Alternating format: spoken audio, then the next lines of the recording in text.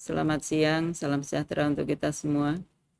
Yang saya hormati Bapak Ibu beserta rilis, baik yang mengikuti secara virtual maupun seluruh jajaran BPS Provinsi Sumatera Barat yang mengikuti rilis pada hari ini, baik offline maupun online, serta para awak media yang mengikuti juga.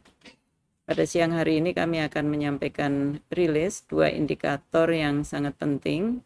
Yang pertama adalah pertumbuhan ekonomi Sumatera Barat kondisi triwulan 1 2021. Yang kedua adalah keadaan tenaga kerja Sumatera Barat untuk posisi Februari 2021. Kita mulai dengan pertumbuhan ekonomi Sumatera Barat. Sebelum saya sampaikan bagaimana perkembangannya, kami sampaikan terlebih dahulu catatan peristiwa selama triwulan 1 2021 yang tentunya ini berpengaruh terhadap kondisi perekonomian di Sumatera Barat. Yang pertama, kondisi COVID-19 yang di triwulan 1 masih terus berlanjut dan tak kunjung menampakkan pulihnya perekonomian seperti sedia kala. Kemudian upaya vaksinasi mulai dilakukan sejak 14 Januari 2021. Pemberian vaksin dilakukan 2 tahap dengan sasaran mulai dari tenaga medis, pegawai pemerintah, tenaga pengajar, hingga masyarakat umum. Namun vaksinasi ternyata belum menunjukkan hasil yang optimal dalam menurunkan kasus positif COVID di Indonesia, juga termasuk di Sumatera Barat. Yang kedua, hingga tanggal 31 Maret 2021, kasus COVID-19 di Sumatera Barat sudah terkonfirmasi positif sebanyak 31.728 kasus, di mana sebelumnya hingga 31 Desember 2020 terjadi 23.441 kasus, dengan jumlah yang diperiksa sebanyak 602.654 spesimen dari 409.955 orang, dengan total sembuh 29.874 orang atau 94,15%. Untuk kasus yang masih suspek sebanyak 390 orang. Total yang meninggal 684 orang. Artinya dari Januari sampai dengan Maret 2021 terjadi pertambahan kasus meninggal akibat COVID sebanyak 160 orang. Ini sumbernya adalah Diskominfo Sumbar. Berikutnya tingkat hunian kamar hotel dan permintaan makanan di restoran masih mengalami penurunan dibandingkan triwulan 1 maupun triwulan 4 tahun 2020. Hal ini disebabkan masih adanya pembatasan beberapa kegiatan dan aktivitas meeting perkantoran yang belum banyak dilakukan dan sebagian tidak dilaksanakan karena sebagian anggaran direalokasi untuk penanggulangan COVID-19. Berikutnya, aktivitas Bandara Internasional Minangkabau triwulan 1 2021 juga masih menurun akibat menurunnya jumlah penumpang yang mencapai 30,95% dibandingkan triwulan 4 2020 dan 70,75% dibandingkan triwulan 1 2020. Penurunan aktivitas penerbangan terjadi akibat menurunnya aktivitas pariwisata, perjalanan dinas, dan ketatnya pemeriksaan di bandara, sehingga menambah biaya perjalanan. Akibatnya, sebagian masyarakat beralih menggunakan moda transportasi bus untuk perjalanan jarak jauh. Kemudian rata-rata harga sawit mencapai 1.641,5 per kilogram. Ini meningkat 6,61% dibandingkan triwulan sebelumnya dan 17,18% dibandingkan triwulan 1 2020. Artinya ini kondisinya membaik. Sementara rata-rata harga karet yang mencapai 8.227,78 per kilogram juga meningkat sebesar 5,67% dibandingkan triwulan sebelumnya dan meningkat 19,83% dibandingkan triwulan 1 tahun 2020. Kemudian ekspor CPO meningkat dibandingkan triwulan 4 2020 sebesar 17,16% dan terjadi kenaikan produksi CPO sebesar 9,52%. Aktivitas perdagangan juga meningkat karena menyambut bulan Ramadan dan Lebaran, ditambah lagi aktivitas penjualan mobil yang juga meningkat dibandingkan triwulan 4 2020 karena banyaknya promosi kemudahan pembayaran yang dikeluarkan berbagai dealer. Kemudian PT Bursa Efek Indonesia atau BEII mencatat transaksi saham investor Sumatera Barat di Bursa Efek Indonesia mencapai rekor tertinggi pada Januari 2021, yaitu sebesar 2,01 triliun dan 1,51 triliun pada Februari 2021. Pada tahun-tahun sebelumnya, rata-rata transaksi saham investor Sumbar hanya di kisaran 800 miliar per bulan. Jadi ini terjadi peningkatan. Bahkan di awal-awal pandemi COVID-19, transaksi saham sangat lesu. Jumlah investor saham atau SID, Single Investor Identification, di Sumbar juga mengalami penambahan. Total sampai Februari, jumlah SID mencapai 30.437 investor atau bertambah 5.055 investor. Ini sumbernya adalah dari Langgam Maret 2021. Kemudian terjadi penurunan penyaluran kredit investasi dibandingkan triwulan 1 2020. Dan adanya penurunan pada seluruh komponen realisasi belanja pemerintah akibat adanya pandemi COVID-19. Bagaimana dengan pertumbuhan ekonominya? Ekonomi Sumatera Barat triwulan 1 2021 secara Y on Y mengalami kontraksi sebesar 0,16%. Angka ini lebih baik dibandingkan secara nasional yang mengalami kontraksi sebesar 0,74. Kemudian secara Q2Q dari triwulan 4 2020 ke triwulan 1 2021 juga mengalami kontraksi sebesar 0,59%. Dan ini juga lebih baik dibandingkan dengan nasional yang mengalami kontraksi lebih dalam, yaitu 0,96%. Saya lanjutkan. Kalau kita lihat perkembangan laju pertumbuhan Y on Y dari triwulan ke triwulan, kita bisa lihat yang kita notasikan dengan warna merah. Pada triwulan 1 2019 pertumbuhannya mencapai 4,81, kemudian di tahun 2020 mengalami sedikit penurunan menjadi 3,89 dan di tahun 2021 terjadi kontraksi menjadi 0,16%. Ini menggambarkan bagaimana dari triwulan ke triwulan kondisi akibat COVID terhadap perekonomian di Sumatera Barat ini. Namun kalau kita lihat dari triwulan 2 2020 ke triwulan 1 2021 secara grafik ini menunjukkan kecenderungan sudah membaik tetapi belum pulih sesuai dengan kondisi ketika tidak terjadi COVID. Kemudian untuk perkembangan secara Q2Q-nya, biasanya memang di triwulan 1 ini untuk Sumbar ini cenderung negatif karena antara lain belanja pemerintah dan sebagainya belum banyak dilakukan. Jadi kita bisa lihat juga bahwa triwulan 1 2019 itu negatif 1,52%,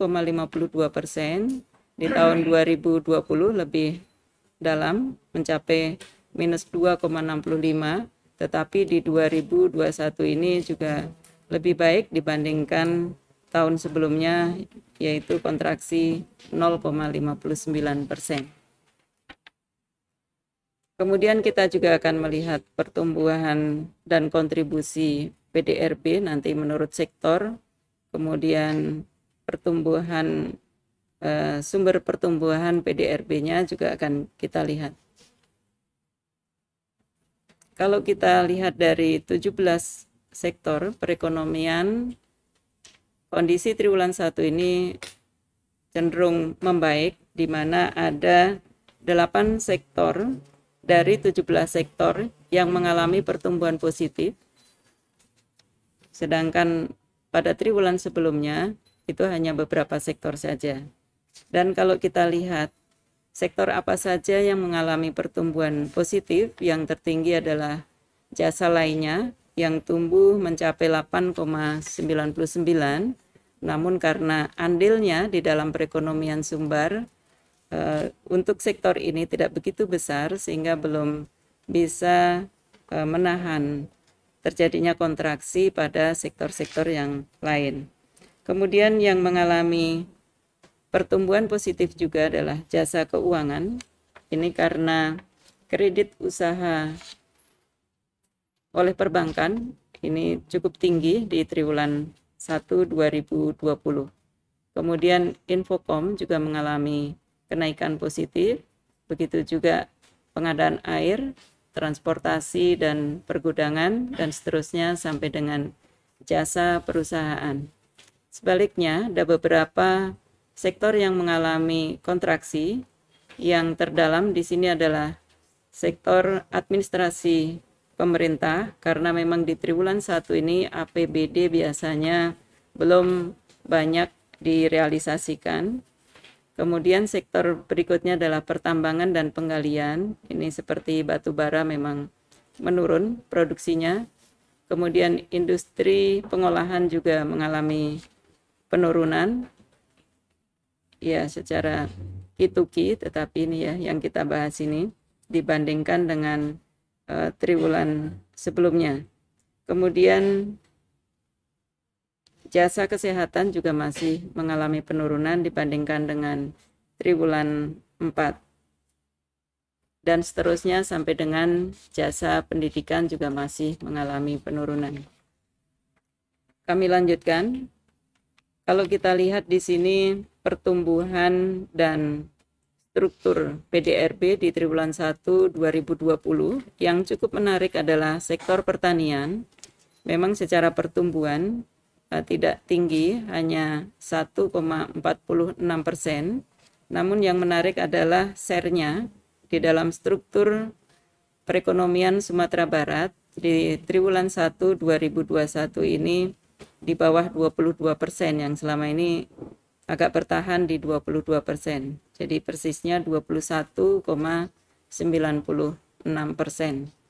Kemudian sektor yang kedua adalah perdagangan yang tumbuh 1,23% dengan share-nya 15,72%.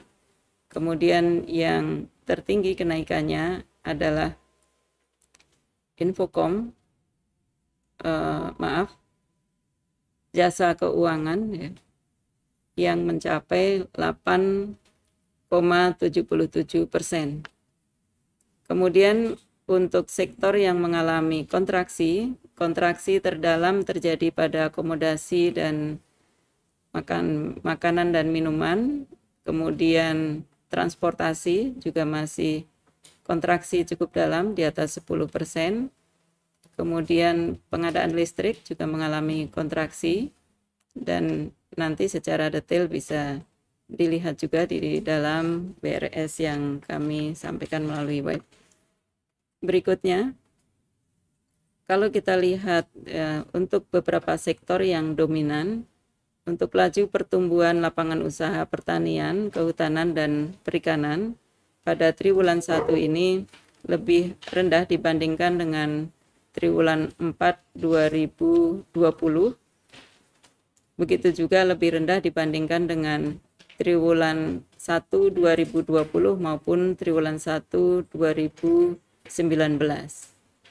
Fenomena yang kami peroleh, hasil produksi tanaman hortikultura dan perkebunan meningkat signifikan, terutama untuk komoditi cabai merah, terong, tomat, pisang, rambutan, dan jeruk dibandingkan triwulan 1 2020.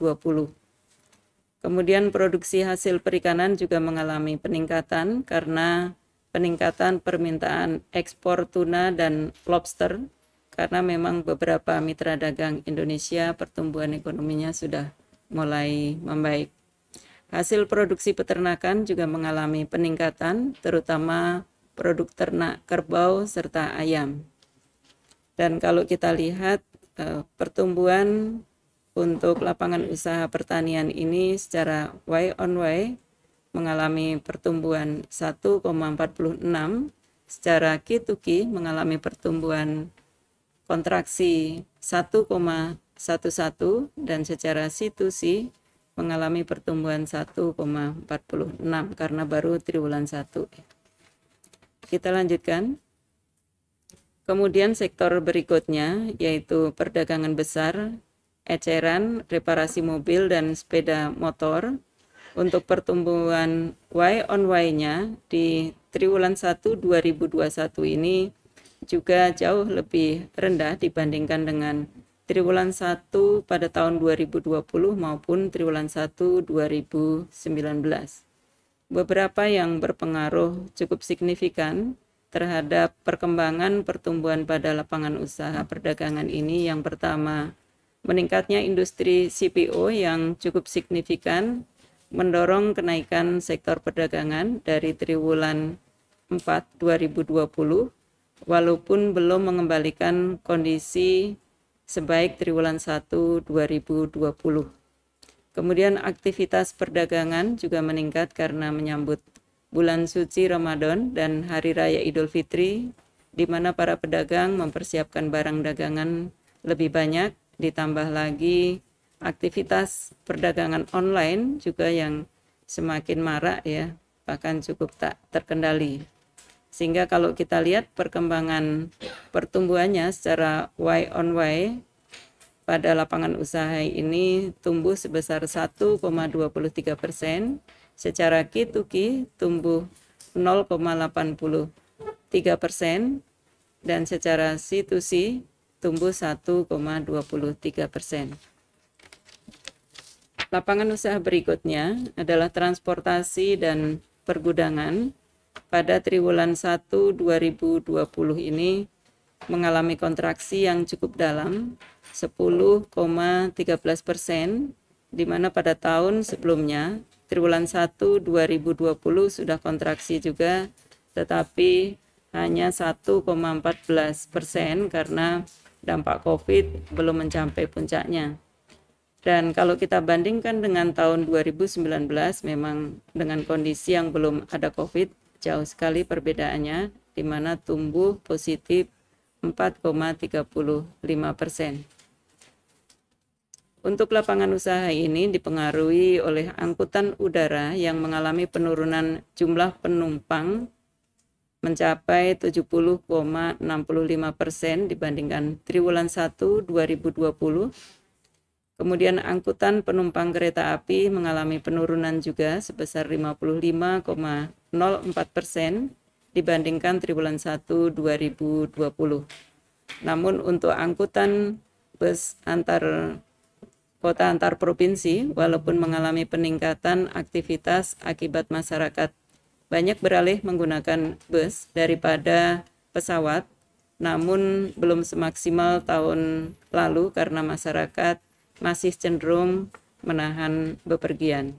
Sehingga kalau kita lihat pertumbuhan untuk lapangan usaha transportasi dan pergudangan ini secara Y on Y-nya kontraksi 10,13%, secara Q to Q tumbuh positif 1,32%, dan secara C to C juga kontraksi 10,13%. Lapangan usaha untuk berikutnya adalah konstruksi. Di triwulan 1 2021 ini juga mengalami kontraksi 0,71%. Ini merupakan kontraksi yang sebelumnya di tahun 2020 masih positif, triwulan 1 4,45%, dan di tahun 2019 juga positif 8,24%. Sebagaimana kita ketahui bahwa pelaksanaan pembangunan baru sebatas perencanaan anggaran di triwulan 1 ini belum banyak yang dimulai. Hal ini ditandai dengan belanja modal APBN dan APBD yang masih mengalami kontraksi, begitu juga PMA maupun PMDN. Sehingga secara ringkas untuk lapangan usaha ini pertumbuhan secara Y on Y-nya kontraksi 0,71%, secara Q to Q juga kontraksi 1,60%, begitu juga C to C kontraksi 0,71%. Kemudian untuk lapangan usaha industri pengolahan di tahun 2021 pada triwulan 1 ini tumbuh positif mencapai 3,96%. Ini cukup menggembirakan, dan ini kalau kita bandingkan dengan triwulan 1 2020 maupun 2021 jauh lebih baik, karena di tahun sebelumnya mengalami kontraksi tahun 2020 sebesar 0,90%, tahun 2019 sebesar 1,15%. Terjadinya peningkatan ekspor CPO dan tembakau dibandingkan triwulan 1 2020 ini yang menyebabkan produksi atau pertumbuhan di triwulan 1 2021 ini lebih baik. Produksi kue kering, berbagai industri kue kering sudah berproduksi dan mulai mengalami lonjakan permintaan. Mungkin ini untuk persiapan Lebaran. Juga produksi industri karet juga mengalami peningkatan. Sehingga secara ringkas untuk lapangan usaha ini secara Y on Y tumbuh 3,96%, secara Q to Q kontraksi 4,48%, dan secara C to C tumbuh 3,96%. Saya lanjutkan. Kemudian kita akan melihat sumber pertumbuhan ekonomi untuk triwulan 1 dan triwulanan secara Y on Y menurut lapangan usaha untuk Sumatera Barat ya. Di mana pada triwulan 1 2021 ini sumber pertumbuhan ekonomi untuk Sumatera Barat adalah transportasi dan pergudangan, yang merupakan sumber kontraksi tertinggi yang mencapai 1,17%. Sedangkan untuk sektor yang lain yang mengalami kontraksi juga adalah seperti akomodasi, real estate, administrasi pemerintah, dan transportasi, tetapi yang terbesar kontraksinya adalah dari transportasi. Kemudian bagaimana kalau kita lihat menurut pengeluaran? Untuk triwulan 1 2021 ini secara Q to Q tumbuhnya negatif atau kontraksi 0,59%, di mana kalau kita lihat masing-masing konsumsi rumah tangga tumbuh positif 1,46%, konsumsi LNPRT tumbuh positif 0,16%, dan kita lihat di sini konsumsi pemerintah memang terjadi kontraksi yang cukup dalam mencapai 47,13%. Begitu juga PMTB juga mengalami kontraksi 3,92%. Kemudian ekspor, ini karena ekspor CPO cukup tinggi sehingga tumbuh juga mencapai 18,86%. Namun impor juga tumbuh cukup tinggi karena memang impor di triwulan sebelumnya aktivitasnya sangat minim sekali, sehingga di triwulan 1 2021 ini mampu tumbuh 176,75%.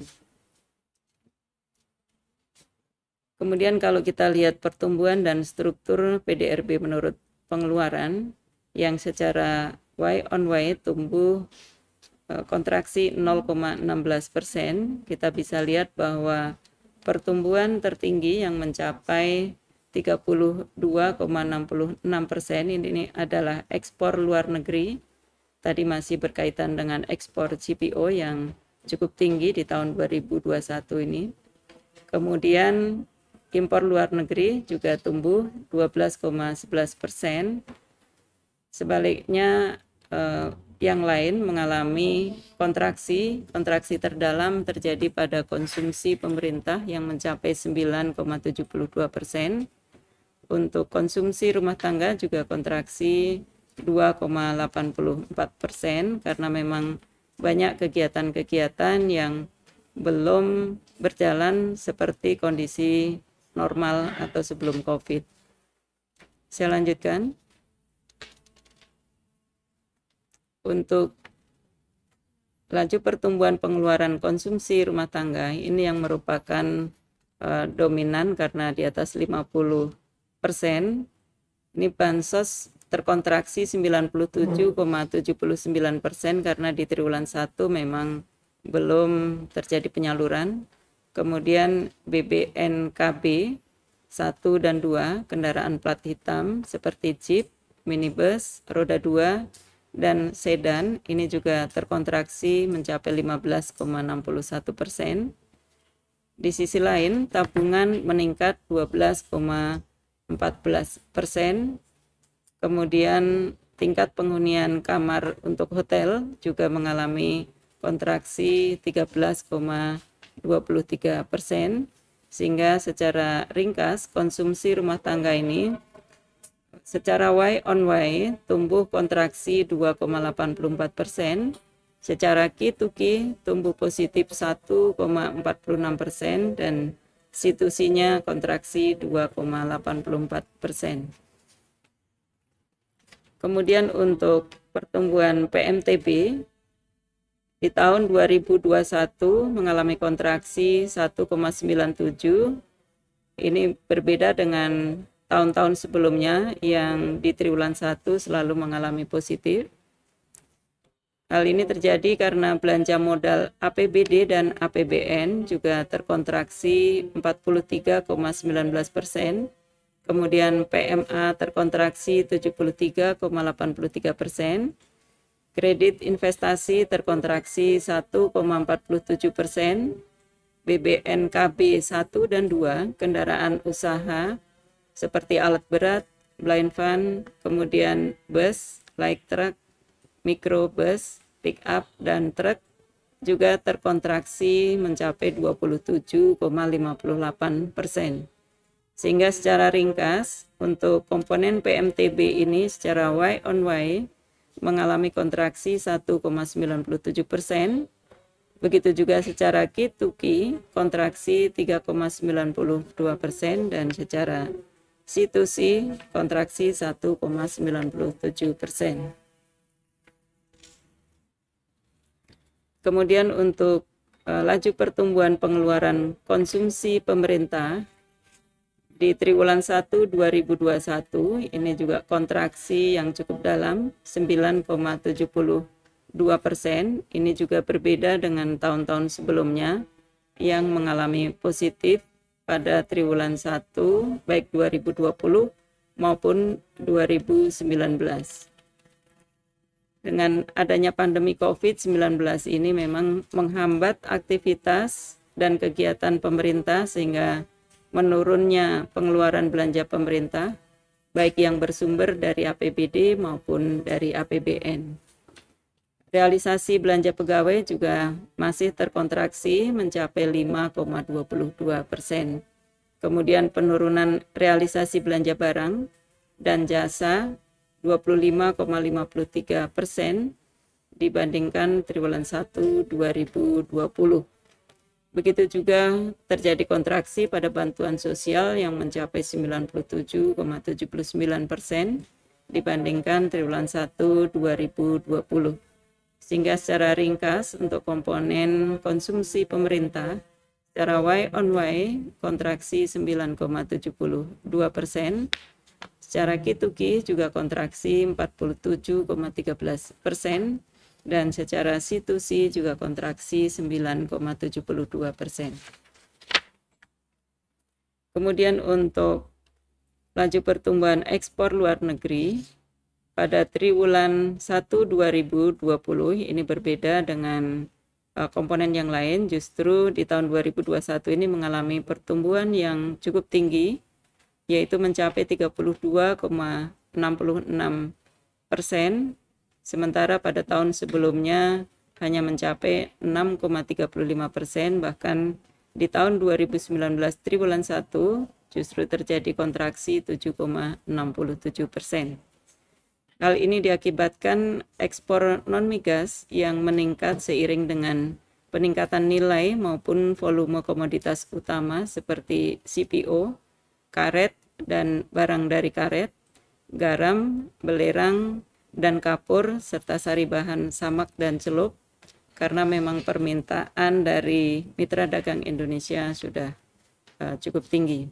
Kemudian juga terjadi perbaikan ekonomi mitra dagang Sumatera Barat seperti India yang tumbuh 0,4%, Tiongkok tumbuh 18,3%, begitu juga Amerika masih tumbuh positif meskipun tipis 0,4% pada triwulan 1 2021. Sehingga secara ringkas untuk komponen ekspor ini secara Y on Y tumbuh 32,66%, secara Q2Q tumbuh 16,86%, dan secara C2C tumbuh 32,66%. Kemudian untuk komponen impor luar negeri pada triwulan 1 2021 ini juga tumbuh mencapai 12,11%. Ini juga lebih baik dibandingkan dengan tahun sebelumnya, triwulan 1 2020 yang kontraksinya cukup dalam mencapai 37,75%, dan di tahun 2019 kontraksi 1,08%. Ada impor migas yang meningkat seiring dengan peningkatan nilai dan volume impor BBM di triwulan 1 2021 ini. Impor non-migas mengalami peningkatan antara lain pada pupuk, ampas atau sisa industri makanan, dan bahan kimia organik.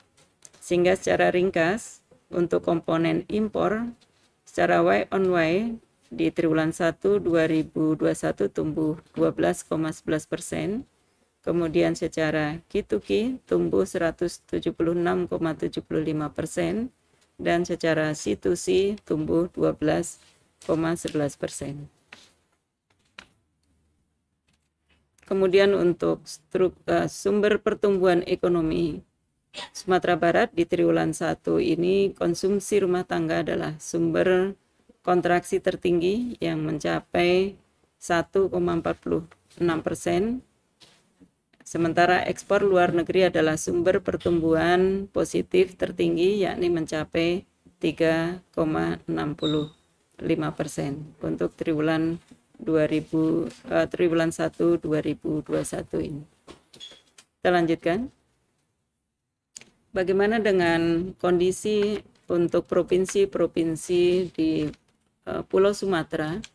Kita lihat bahwa Sumatera Barat menyumbang 7,06% terhadap perekonomian untuk Pulau Sumatera dan menyumbang sebesar 1,52% terhadap perekonomian nasional. Pertumbuhan ekonomi Sumatera Barat merupakan urutan yang ketiga dibandingkan provinsi lain di Pulau Sumatera yang terbaik ini, karena yang pertama dan kedua adalah tumbuh positif, yaitu di Riau dan di Bangka Belitung. Sumatera Barat meskipun kontraksi, tetapi kontraksinya paling kecil di antara provinsi lain yang kontraksi di Sumatera. Berikutnya kami sampaikan keadaan ketenagakerjaan Sumatera Barat pada kondisi Februari 2021. Secara metodologi, angka ini diperoleh dari Sakernas secara rutin yang dilakukan pada bulan Februari di Sumatera Barat dengan jumlah sampel 255 blok sensus atau sebanyak 2.550 rumah tangga yang tersebar secara proporsional hingga level kabupaten kota, tetapi nantinya dari sampel ini akan menghasilkan indikator sampai level provinsi. Kemudian pada pelaksanaan Februari ini juga ada penyesuaian kuesioner di sejak pelaksanaan Sakernas Agustus 2020, ditambahkan pertanyaan terkait dampak COVID-19 terhadap ketenagakerjaan. Jadi sudah 2 periode ini yang merupakan rekomendasi dari ILO. Jadi untuk dampak COVID-19 terhadap ketenagakerjaan, ini terjadi disrupsi pada kondisi ketenagakerjaan akibat munculnya pandemi COVID-19. Dampak COVID-19 pada ketenagakerjaan tidak hanya diukur dari besaran TPT. Jadi ada indikator-indikator lain yang kami gali dari Sakernas Februari ini yang nanti bisa kita lihat komponen apa saja seperti pengangguran karena COVID-19, kemudian berapa banyak yang bukan angkatan kerja akibat COVID, kemudian berapa banyak sementara tidak bekerja karena COVID, juga penduduk yang mengalami pengangguran, pengurangan jam kerja karena COVID. Ini nanti bisa kita peroleh angkanya. Dari hasil Sakernas Februari 2021, diperoleh penduduk usia kerja untuk Sumatera Barat sebesar 4,05 juta orang, di mana 2 juta merupakan penduduk laki-laki dan sekitar 2,05 juta adalah penduduk perempuan. Ini kalau kita lihat dari kegiatan utamanya. Sehingga bisa kita pilah menjadi berapa banyak yang angkatan kerja dan bukan angkatan kerja.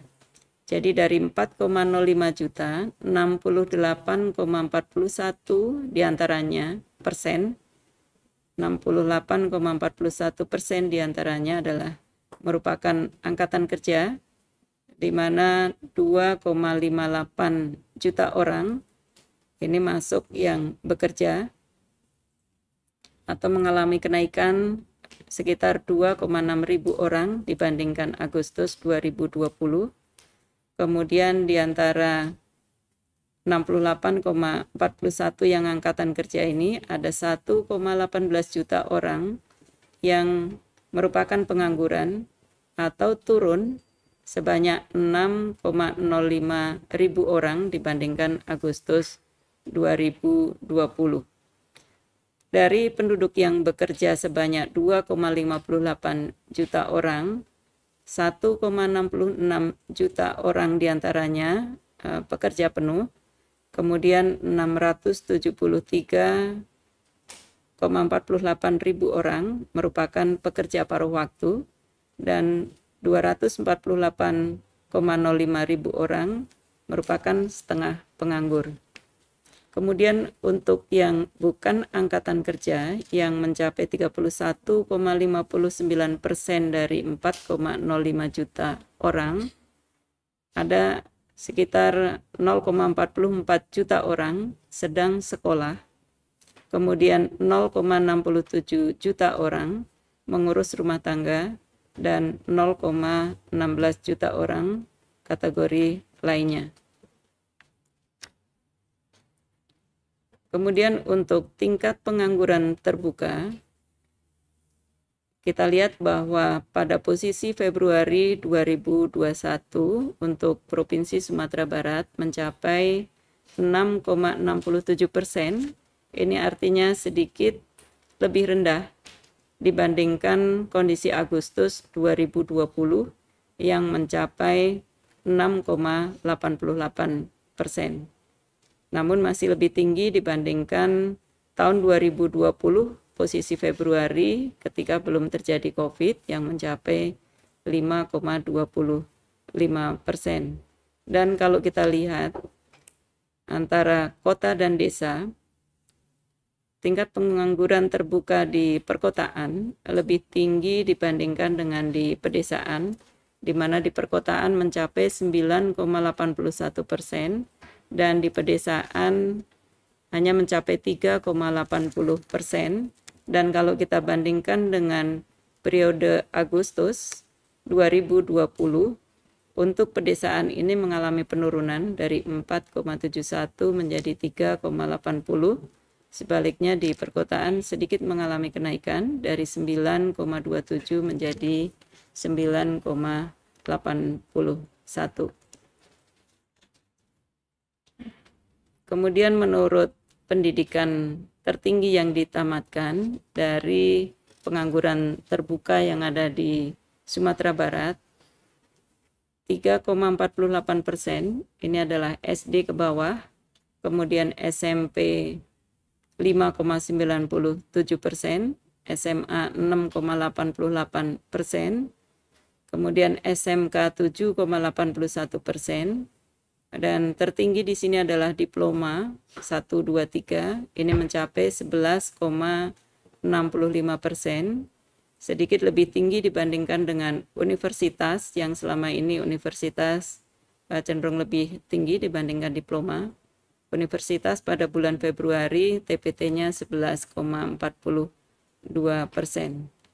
Sehingga TPT terendah sebesar 3,48% terdapat pada penduduk berpendidikan SD ke bawah dan tertinggi sebesar 11,65% pada jenjang pendidikan diploma baik 1, 2 maupun 3. Bagaimana posisi Sumatera Barat dibandingkan dengan provinsi-provinsi secara nasional? Untuk TPT tertinggi secara nasional terjadi di Provinsi Kepulauan Riau sebesar 10,12% dan terendah di Provinsi Sulawesi Barat yang hanya mencapai 3,28%. Sedangkan untuk Sumatera Barat dengan posisi 6,26%, Indonesia yang 6,26% dan Sumatera Barat 6,67%. Jadi Sumatera Barat sedikit lebih tinggi TPT-nya dibandingkan nasional. Berikutnya. Kemudian kalau kita lihat perkembangan tingkat partisipasi angkatan kerja, kita bisa lihat dari Februari 2020 sampai dengan 2021, di mana di Sumatera Barat ini terjadi penurunan selama 3 pengamatan. Di Februari 2020 sebesar 72,75, kemudian di Agustus turun menjadi 69,01, dan di Februari 2021 turun lagi menjadi 68,41. Jadi angkatan kerja Februari 2021 sebesar 2,769 juta orang, ini menurun 3,46 ribu orang dibandingkan 2020. Artinya yang 3,46 ribu ini berubah menjadi bukan angkatan kerja. Berikutnya kalau kita lihat TPAK-nya menurut jenis kelamin, ini terlihat bahwa memang perempuan TPAK-nya lebih rendah selalu dibandingkan dengan penduduk laki-laki, karena tadi dari Agustus 2020 ke Februari 2021 secara umum juga mengalami penurunan. Kita juga bisa lihat baik laki-laki maupun perempuan juga mengalami penurunan.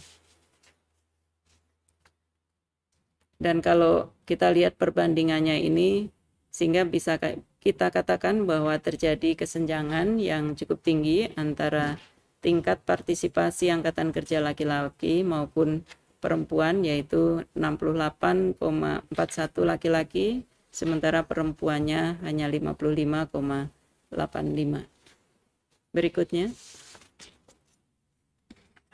Kemudian kalau kita lihat dari struktur lapangan pekerjaan utama di Sumatera Barat ini masih didominasi dengan pertanian. Ini sejalan dengan dari struktur perekonomian di Sumatera Barat.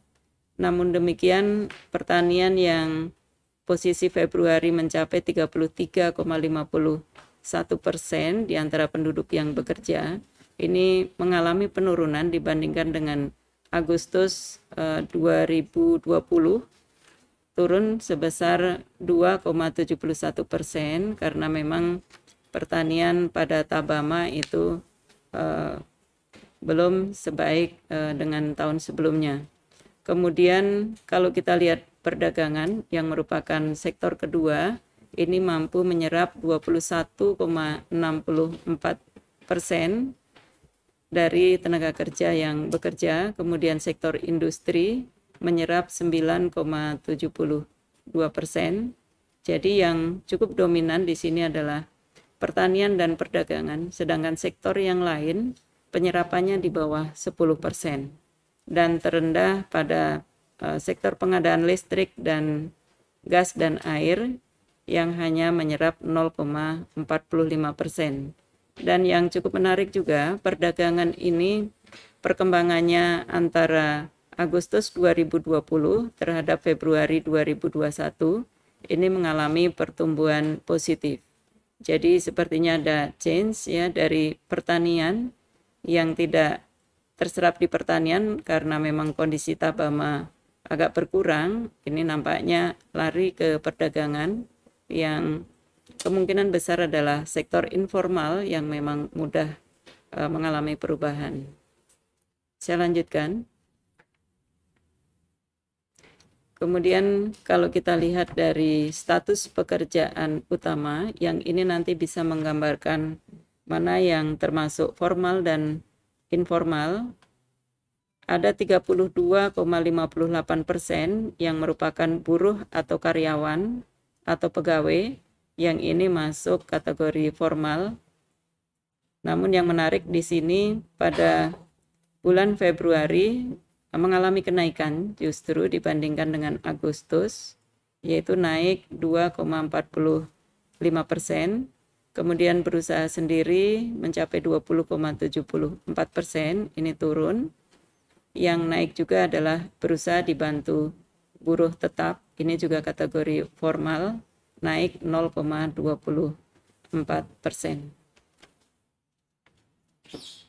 Sehingga kalau kita lihat secara grafik untuk posisi Februari 2021, untuk pekerja formal di Sumatera Barat ini mencapai 36,41%, dan untuk informal ini mencapai 63,59%.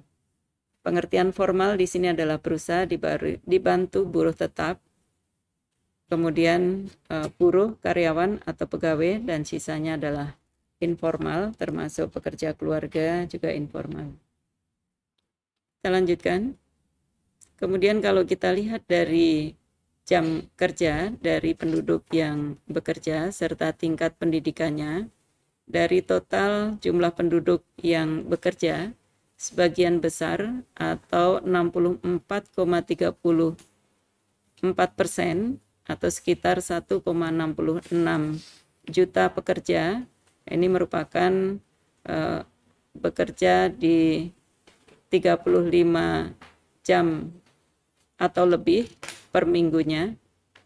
Kemudian sisanya 35,66 atau sekitar 0,92 juta orang ini bekerja antara 1 sampai 34 jam per minggunya. Kemudian menurut tingkat pendidikan dari penduduk yang bekerja, ada sekitar 17,77% dari total penduduk bekerja berpendidikan tinggi, yaitu diploma ke atas. Ini pertambahan dari 4,27 ditambah dengan 13,50% ya, untuk penduduk yang bekerja. Dan tertinggi masih berpendidikan SD ke bawah yang mencapai 31,39%, namun ini lebih rendah dibandingkan dengan periode sebelumnya, artinya secara tingkat pendidikan lebih baik. Berikutnya, kemudian kalau kita lihat bagaimana dampak COVID pada ketenagakerjaan di bulan Februari 2021 ini, jadi antara Agustus 2020 ke Februari 2021, pekerja yang terdampak COVID ini menurun, yang semula mencapai 531,55 ribu orang, turun menjadi 288,31 ribu orang, atau berkurang sekitar 243,24 ribu orang. Ini yang berdampak COVID. Kemudian kalau kita lihat masing-masing komponennya, kita lihat bahwa untuk yang pengangguran yang diakibatkan COVID, ini juga mengalami penurunan dari 35,46 ribu menjadi 19,91 ribu, atau berkurang sekitar 15,55 ribu orang. Kemudian untuk yang bukan angkatan kerja karena COVID, ini juga mengalami penurunan dari 13,92 ribu menjadi 12,60 ribu, atau berkurang sekitar 1,32 ribu orang. Kemudian untuk sementara tidak bekerja, ini juga mengalami penurunan dari 27,76 ribu orang menjadi 21,21 ribu orang, atau berkurang sekitar 6,55 ribu orang. Begitu juga untuk yang bekerja dengan pengurangan jam kerja atau shorter hour, ini juga mengalami penurunan dari 454,41 ribu orang menjadi 234,59 orang, atau berkurang sekitar 219,82 ribu orang.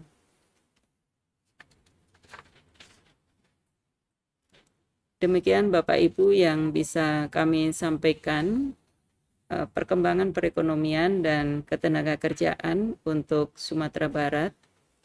Dan pada kesempatan ini juga menjelang Hari Raya Idul Fitri, kami atas nama keluarga besar BPS Provinsi Sumatera Barat juga menyampaikan permohonan maaf lahir dan batin. Juga terima kasih atas kehadiran Bapak Ibu dalam rilis ini. Kalau ada hal-hal yang kurang dalam penyampaian kami mohon maaf. Saya akhiri. Wassalamualaikum warahmatullahi wabarakatuh.